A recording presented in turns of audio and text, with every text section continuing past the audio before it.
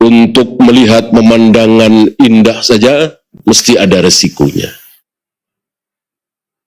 Di surga tidak ada. Haitsu syi'tuma, apapun yang kalian kehendaki. Wala taqraba hadhihi syajarah. Tapi jangan kalian dekati pohon ini.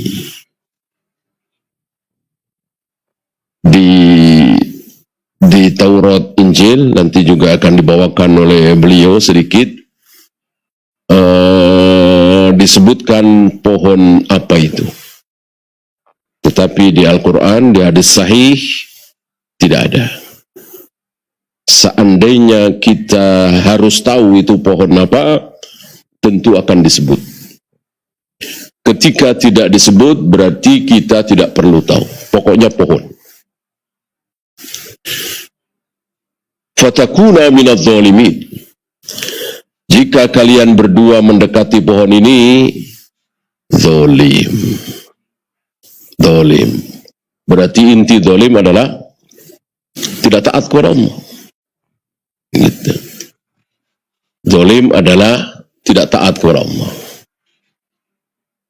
Maka kezaliman terbesar adalah ketidaktaatan kepada Allah terbesar. Maksiat terbesar.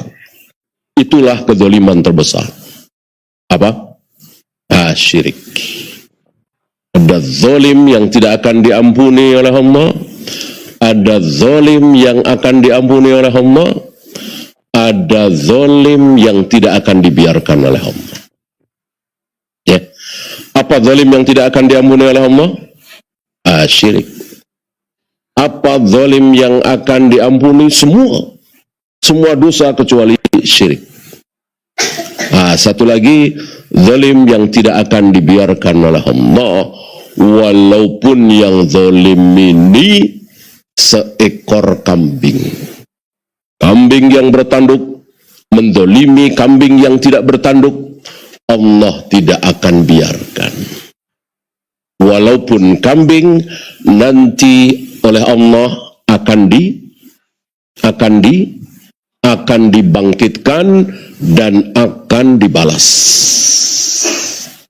Kambing yang tidak bertanduk, yang dizalimi oleh kambing yang bertanduk, maka Allah berikan kesempatan kepada kambing yang tidak bertanduk, yang dizalimi, untuk membalas kambing yang menzalimi. Itu kambing, apalagi kerbau, sapi, singa, harimau, apalagi manusia. Ya.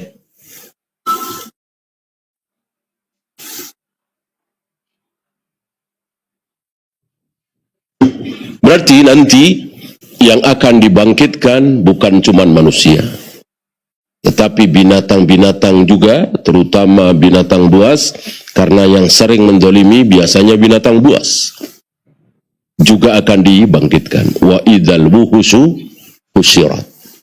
Ketika binatang-binatang buas itu dikumpulkan. Hanya untuk binatang setelah saling membalas, yang dizalimi membalas yang menzalimi, setelah selesai, maka binatang-binatang itu oleh Allah dirubah menjadi tanah, debu, hilang, habis.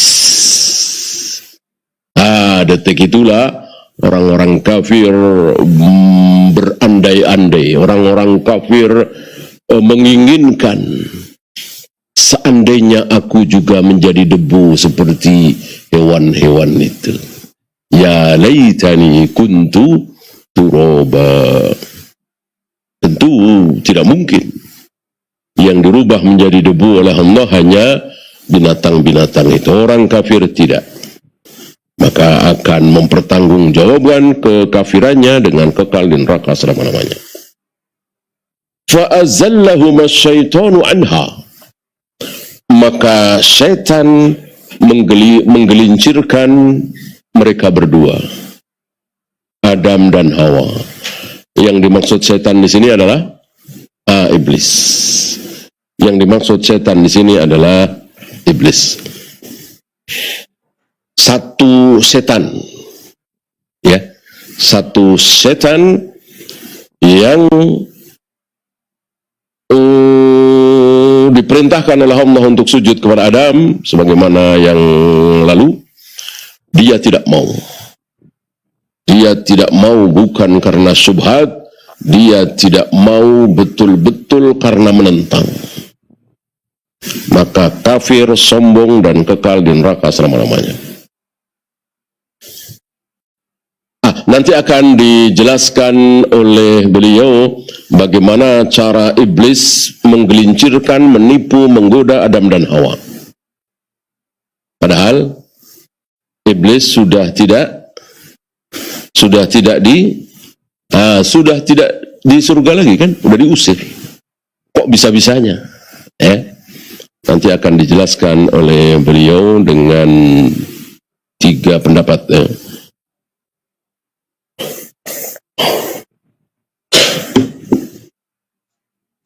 Fa'akhrajahuma mimma kana fi, maka iblis mengeluarkan, dengan perantara iblis tentunya, mengeluarkan Adam dan Hawa dari surga. Mimma kana fi ay minal jannah.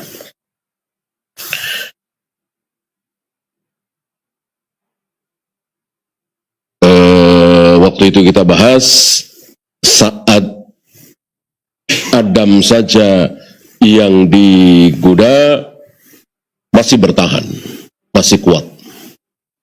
Tapi ketika melewat istrinya Hawa, disinilah Adam tidak kuat.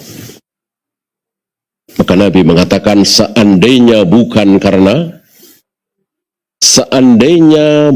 karena Hawa, maka tidak ada wanita yang mengkhianati suami. Maksud mengkhianati adalah mengajak suami berbuat maksiat.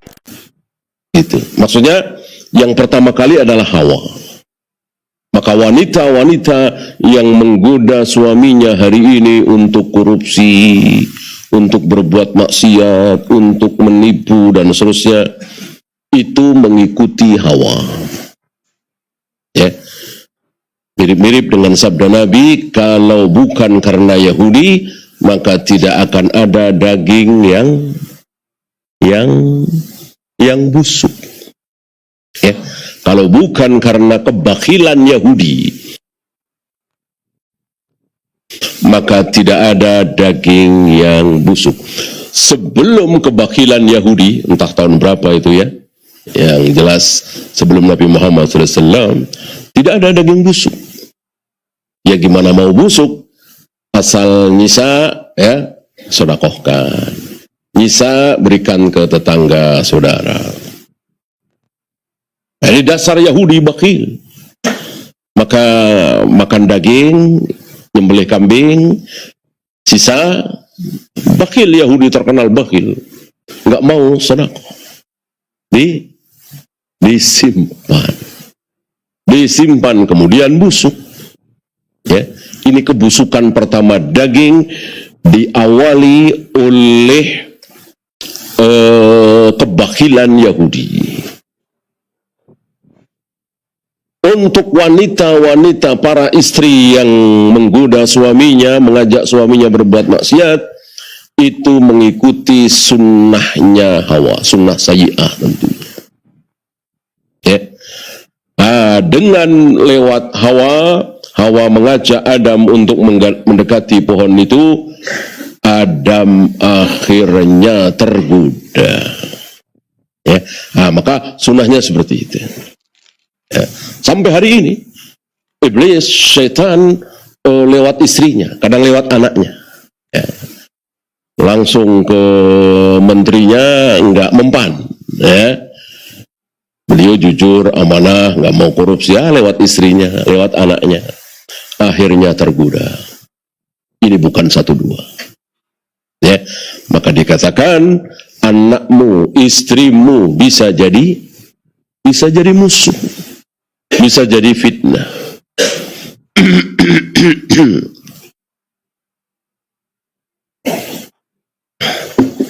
Wa qulna ihbitu ba'dukum li ba'din adu. kami berfirman, Allah berfirman, turunlah, keluarlah dari surga ini, tinggallah dimu. Ba'dukum li ba'din adu. Sebagian kalian menjadi musuh sebagian yang lain. Betul apa tidak? Betul. Ya, nggak harus muslim dengan kafir. Kafir dengan kafir bermusuhan? Iya. Amerika kafir? Iya. Rusia kafir? Iya. Kafir dengan kafir bermusuhan. Ya. Bukan satu dua. Peperangan sesama kafir. Kalau muslim dengan kafir, ya jelas. Itu tujuan Allah. Allah sengaja menciptakan kekafiran, menciptakan orang-orang kafir yang menghalangi dakwah Islam, supaya Allah menyaksikan pemandangan yang luar biasa. Supaya Allah menyaksikan pemandangan yang sangat Allah sukai. Ka'annahum bunyanum marsus. Pasukan bersaf-saf seperti bangunan yang rapi. Siap senjata, siap panah, pedang. Kalau sekarang tentu ya senapan, bom, dan seterusnya. Pesawat tempur. Siap mati membela agama Allah. Allah senang dengan pemandangan seperti ini. Ya, tidak mungkin ada pemandangan seperti itu kalau tidak ada. Tidak mungkin ada pemandangan yang Allah sukai seperti itu, pasukan muslim bersaf-saf siap mati, kalau tidak ada. Kalau tidak ada orang kafir, kalau tidak ada kekafiran, maka Allah ciptakan kekafiran, Allah menciptakan orang-orang kafir supaya ada pemandangan seperti itu. Karena Allah menyukai.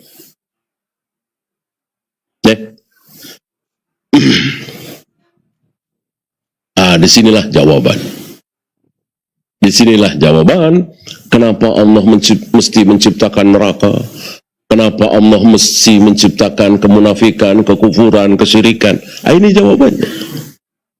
Karena Allah menyukai hal-hal tertentu, yang hal-hal tertentu itu tidak mungkin terjadi kalau tidak ada kekafiran, kalau tidak ada kemaksiatan. Maka dua-duanya Allah ciptakan. Keimanan, ada kekufuran. Ada kaum muslimin, ada kaum kafirin.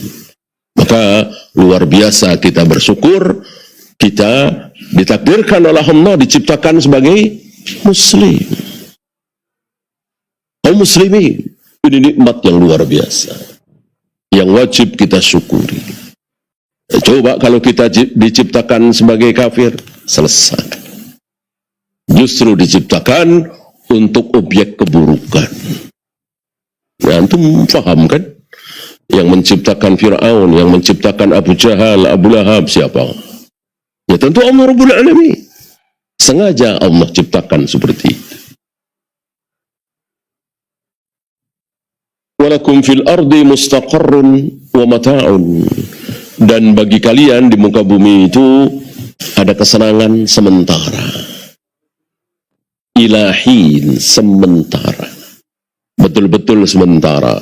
Saking sementaranya itu, saking singkatnya itu, terasa satu hari. Yaumun au ba'da yaum, atau setengah hari.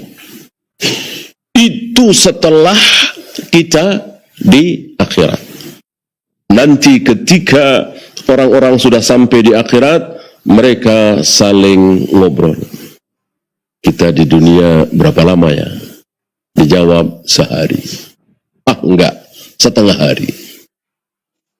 Saking sebentarnya. Padahal ada yang 60 tahun, ada yang 80 tahun, ada yang 100 tahun, ada? Ada. Ada yang 500 tahun? Ada? Ya. Di zaman Nabi Musa, ya. Ada yang 1000 tahun? Ada. Zaman Nabi Nuh, Nabi Adam. Ya.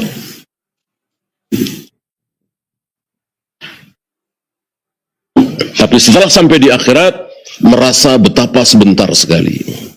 hidup di dunia itu. Nah, yang sebentar itu, yang sehari atau setengah hari, itu yang menentukan kita akan bahagia selama-lamanya di surga atau menderita selama-lamanya di neraka. Itu ditentukan oleh kita yang di sini yang sehari itu atau setengah hari itu. Maka bodoh sebodoh-bodohnya kalau kita habiskan yang setengah hari ini untuk bermaksiat. Sangat-sangat bodoh, zaluman jahula, betul-betul zalim, betul-betul bodoh jahil. Maka orang pintar kata Nabi apa? Al-kayyisu man dana nafsahu wa amila lima ba'dal maut. Yang disebut orang cerdik, cerdas, pintar adalah orang yang ketika melakukan sesuatu dia bertanya, ini ada manfaatnya apa tidak setelah aku mati? Cerdas, pintar. Ini ada manfaatnya ya? Apa enggak ya setelah aku mati? Oh ada, semangat. Maka semangat ibadah, semangat sedekah, baca Al-Quran dan seterusnya. Ini cerdas secerdas-cerdasnya. Ya gimana enggak cerdas? Orang di sana bukan 1000 abad, 2000 abad, ya, tapi triliunan abad kekal selama-lamanya. Ya.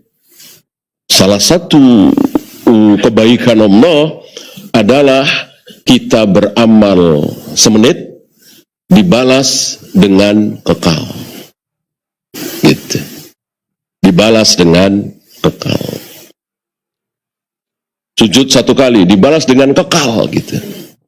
Terus gitu. Sebab kalau pahala itu tidak kekal, maka akan ada waktu di mana kita harus keluar dari surga, kan begitu? Ya minimal karena sudah kelamaan di surga, ya bolehlah di surga, tapi apa itu dicabut fasilitasnya misalnya. Apa ada begitu? Enggak ada. Terus, padahal sholatnya cuman 60 tahun, ibadahnya cuman 50 tahun. Bahkan ada bertemu dengan Nabi, sholat sekali. Cuman sholat 2 rakaat. Masuk Islam, baca syahadat, habis itu sholat 2 rakaat, habis itu jihad, habis itu mati. Nanti masuk surganya, kekal apa tidak? Kekal. Padahal sholat baru sekali, 2 rakaat itu. Baca syahadat, jihad. Ya. Nah, zahirnya puasa belum pernah. Haji apalagi. Ya. Belum melakukan kebaikan-kebaikan yang lain, cuman itu.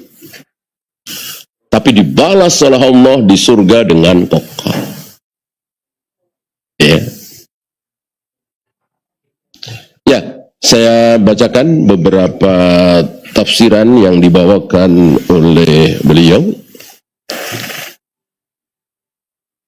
Di antaranya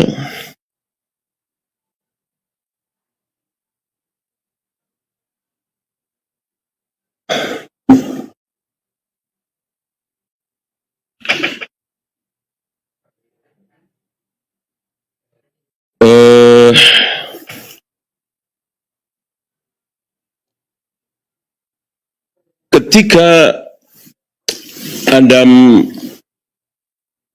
merasa liar, ya, merasa tidak jinak, padahal makanannya luar biasa, minumannya, kelezatannya, tapi ada sesuatu yang kurang. Tentu Adam juga tidak tahu kenapa ini. Allah Maha tahu. Ya. Summa ulkiyat as-sinatu ala Adam. Tiba-tiba Allah bikin Adam ngantuk, lalu tidur.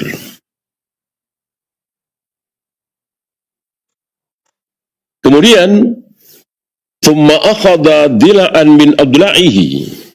Saat Adam tertidur itu, diambillah tulang rusuknya yang paling ujung, min shikkihil aisar, yang kiri, yang paling bengkok. Walaupun kita tidak atau belum pernah melihat tulang manusia secara langsung ya, tapi kan banyak gambarnya. Insya Allah kita siqah dengan gambar-gambar tulang manusia itu ya. Kalau tulang ayam kan kita lihat langsung, tulang bebek dan seterusnya. Kalau tulang manusia barangkali kita belum pernah lihat langsung. Tapi setidaknya dengan gambar-gambar yang ada itu kita siqah. Seperti itu. Nah, yang paling kiri, yang paling bengkok. Ya. Wa Adam naimun lam yahib min naumihi, dalam keadaan tertidur sangat-sangat pulas. Diambillah oleh Allah ujungnya itu. Hatta khalaqallahu min dilaihi tilka zaujatahu Hawa. Dari tulang rusuk ujung itulah Allah ciptakan Hawa. Maka dikatakan wanita itu tercipta dari tulang rusuk laki-laki. Maksudnya? Iya. Hawa tercipta dari tulang rusuk Adam. Bukan? Bukan istri tercipta dari tulang rusuk suami. Ya. Misalnya suami istri sampai meninggal, siapa yang nonton? Putin sama Pak Harto lah ya. Jadi katanya Butin itu diciptakan dari tulang rusuk Pak Harto. Betul? Betul? Ya salah ya. Mau Butin, mau Pak Harto, mau antum, mau saya, semuanya tercipta prosesnya dari air mani ayah bertemu dengan air ibu di rahim. Ya. Bukan tulang rusuk suami diambil lalu jadilah istri. Nah kalau istrinya 4, ya tulang rusuknya 4 gitu diambil. Ya. Yang diambil dari tulang rusuk suami itu cuman Hawa. Adapun kita sama semua. Ya. Kan kemarin kita bahas belum lama 4 macam penciptaan manusia. Tanpa ayah, tanpa ibu. Kemudian tanpa ibu dengan ayah, maksudnya dengan perantara laki-laki. Yang ketiga, tanpa ayah dengan ibu. Nah, terakhir dengan ayah dengan ibu. Cuman 4 itu. Yang pertama siapa? Adam. Yang kedua Hawa. Yang ketiga Nabi Isa. Yang keempat kita semua. Mungkinkah dengan cara lain? Nggak mungkin. Pasti itu. Tidak ada cara lain.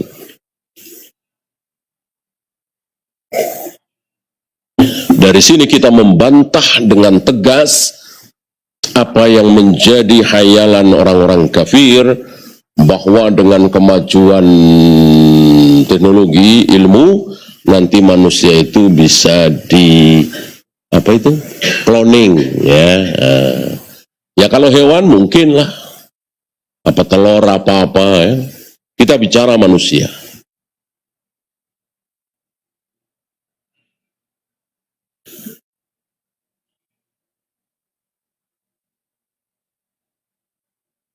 Fasawwaha imra'atan liyaskuna ilaiha. Maka jadilah Hawa wanita sempurna agar Adam itu merasa tenang, merasa cinta, merasa yaskunu ilaiha. Falamma kushifa anhu sina wa habba min naumihi ra'aha ila jambihi. Ketika Allah hilangkan rasa ngantuk dan tidurnya si Adam, Adam terbangun dan Adam melihat di sampingnya ada seorang wanita itu. Selama ini entah berapa lama ya, entah berapa tahun, ya sendirian sebagai manusia. Sekarang ada temannya. Dan beda jenis kelaminnya, yaitu wanita.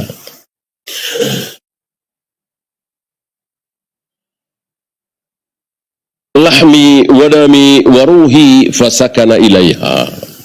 Tentu dengan kehendak Allah, Adam bisa merasa bahwa itu dagingku, darahku, rohku. Maka Adam merasa tenang dengan Hawa. Selama ini kan Adam melihat pemandangan yang bagus, makanan yang enak, mungkin binatang-binatang yang bagus gitu ya. Tapi nggak ada rasa apa-apa. Begitu melihat Hawa, ada rasa, ya rasa seorang laki-laki terhadap perempuan. Falamma zawwajahu Allahu wa ja'ala lahu sakanan min nafsihi qala lahu kibalan. Setelah terjadi dengan sempurna, kemudian Allah nikahkan Adam dengan Hawa, lalu Allah berfirman seperti tadi, ya Adam uskun anta wa zawjukal jannah wa kula minha ragadan haitsu syi'tuma. Wahai Adam, tinggallah engkau bersama istrimu di surga ini, makanlah apa saja yang engkau sukai, tapi jangan mendekati pohon ini.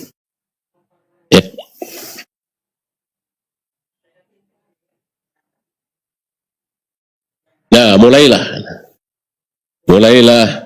iblis berusaha gimana caranya supaya Adam dan Hawa keluar dan diusir dari surga.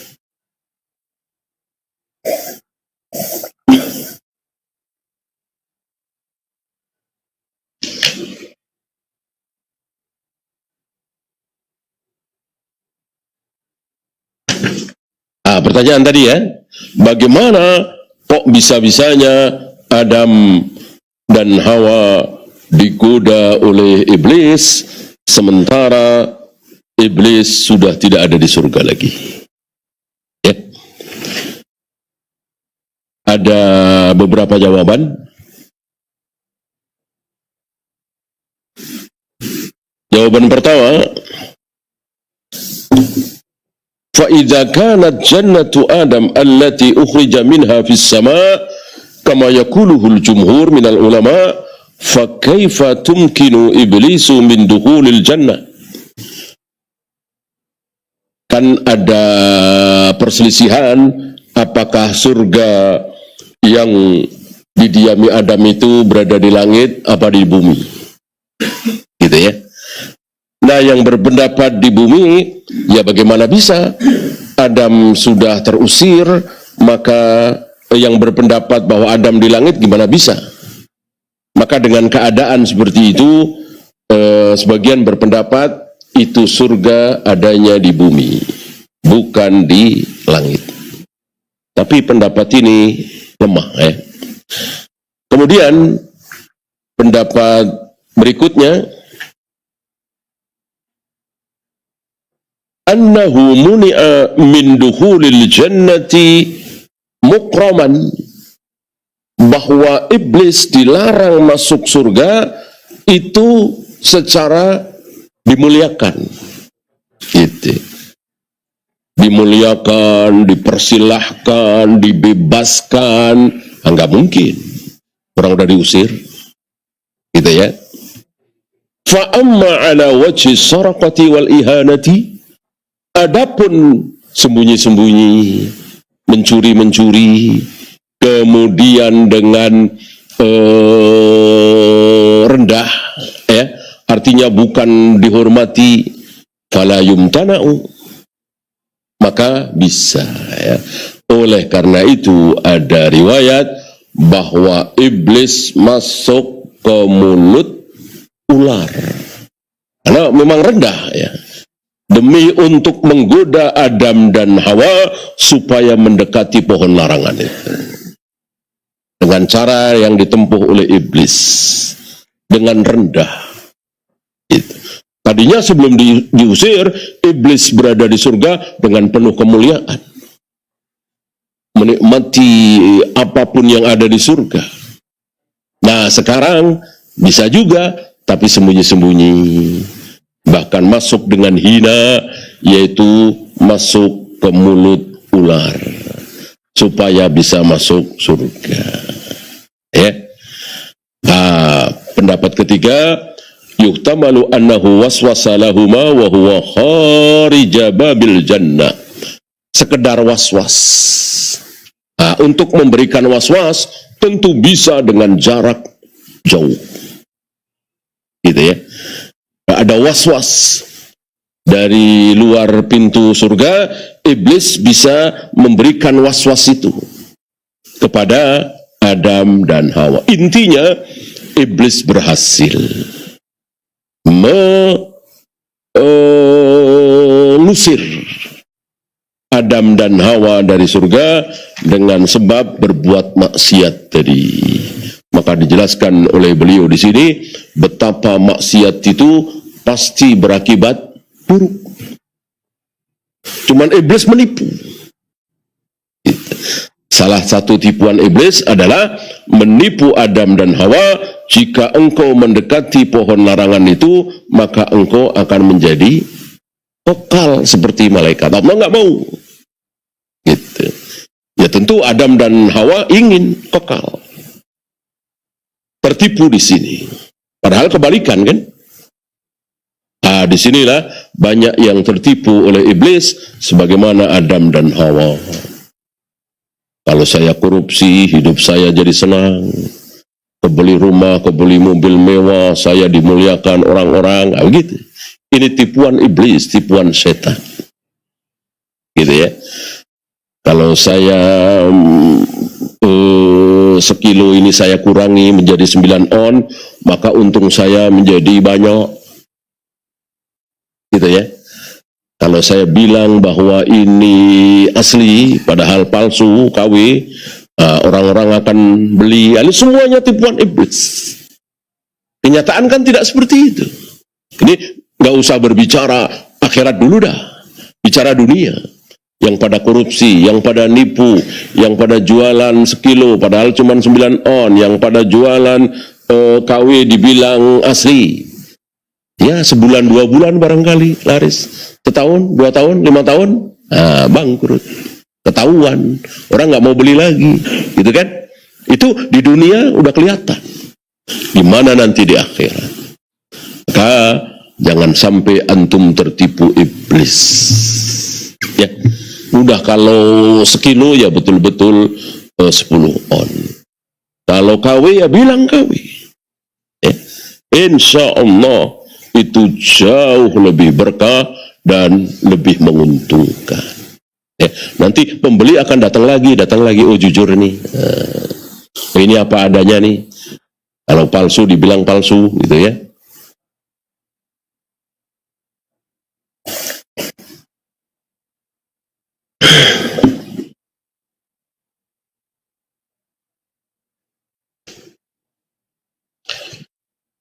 Inna allaha khalaqa Adam rajulan tualan. Allah telah ciptakan Adam sebagai laki-laki yang tinggi. Ini sabda Nabi ya. Dari Ubay bin Ka'ab. Inna allaha khalaqa Adam rajulan tualan. Allah ciptakan Adam sebagai laki-laki yang tinggi. 60 hasta. 60 hasta. Mungkin ya 40-an meter barangkali ya. Satu hasta kan setengah meter lebih ya. Satu hasta. Dari ujung, ya tentu yang bersabda ini kan Rasulullah SAW. Ya kan? Hasta di zaman Nabi gitu ya, bukan hasta kita. Ya, setengah meter lebih. Mungkin 40 meter, mungkin 50 meter ya. Satu hasta kan dari ujung jari terpanjang, berarti ini sampai ke tiang. Ya. Bukan satu depa. Kalau depa dari ujung jari terpanjang yang kanan ke yang panjang kiri dan direntangkan. Kathiru sya'ri ra's.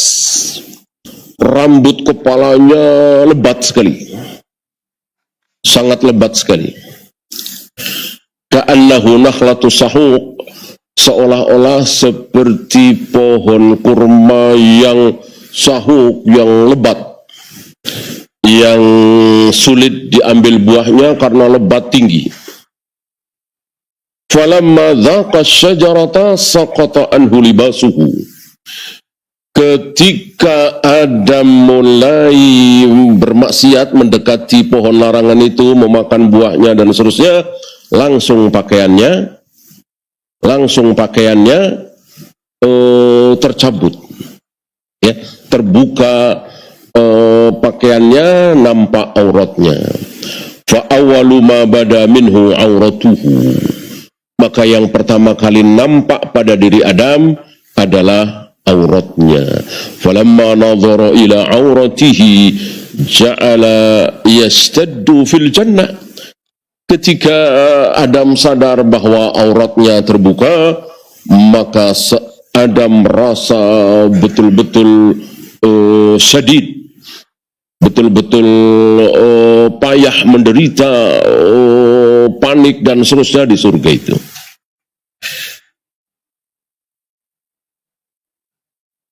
Fa'akhadhat sya'rahu syajaratun, pohon itu mengambil rambutnya Adam, ya, nyangkut apa-apa begitu, ya. Fanaza'aha, lalu dilepas oleh Adam. Fanadahur Rahman, maka Adam malu, ya. Lalu Allah mengatakan, ya Adam minni tafirru, wahai Adam, engkau mau lari dariku. Falamma sami'a kalam ar-Rahman, ketika Adam mendengar ucapan Allah tadi, Adam mengatakan, ya Rabb, la, aku tidak lari darimu ya Allah, walakin istihya, akan tetapi aku malu. Ya, ini pelajaran yang sangat besar bagi kita, betapa cuman hitungan apa, enggak sampai hitungan hari kan, mungkin enggak sampai hitungan jam, mungkin cuman hitungan menit. Apa yang dirasakan oleh Adam, kenikmatan, ya mungkin semenit 2 menit, mengobati rasa penasaran, kayak apa ini buah dari pohon ini kok dilarang. Tertipu oleh iblis, langsung terbuka pakaiannya, nampak auratnya, dan yang akhirnya diusir dari surga. Ya. Maka para imam menasihati, ingatlah kisah Adam ini saat kita tergoda. Mungkin mau selingkuh, mungkin mau minum khamr, mungkin mau korupsi, mungkin mau nipu-nipu supaya dagangannya untung dan seterusnya. Ingatlah kisah Adam ini. Ya. Mungkin kita merasakan keberuntungan itu sejam 2 jam, sehari 2 hari, mungkin seminggu 2 minggu lah. Setelah itu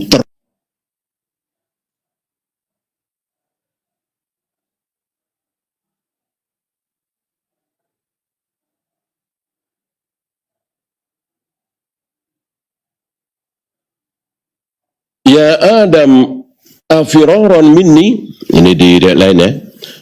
Wahai Adam, engkau mau lari dariku. Ini setelah terbuka auratnya dan malu. Dijawab, bal haya'um minka, aku malu kepadamu ya Allah. Lalu Allah berfirman, ya Adam ukhrijat kepadaku. Lau khalaqtu mislaka mislal mil'al ardi khalqan, seandainya aku ciptakan orang-orang seperti engkau bermaksiat, ya, itu sepenuh bumi, ya, summa asawni, lalu bermaksiat, ya, la askantuhum daral asin, maka aku akan tempatkan di tempat khusus untuk orang-orang maksiat, maka tidak akan bercampur nanti. si muslim dengan si kafir nggak akan bercampur. Satu di surga, satu di neraka. Bahkan, adakah orang-orang muslim yang ke neraka dulu? Adakah? Ada. Tapi tidak bertemu. Ya. Walaupun kaum muslimin itu masuk neraka dulu, sebelum akhirnya masuk surga, itu tidak bertemu dengan orang-orang kafir yang di neraka. Ya. Tidak sama nerakanya. Ya. Sama dengan siksaan orang-orang muslim yang ada di kuburan. Apakah sama dengan siksaan orang-orang kafir di azab kubur? Tidak sama. Ya. Akan dihentikan. Setelah itu ditidurkan. Atau berada di genggaman tangan Allah. Adapun kafir terus disiksa sampai mati sebagaimana Firaun. Ya.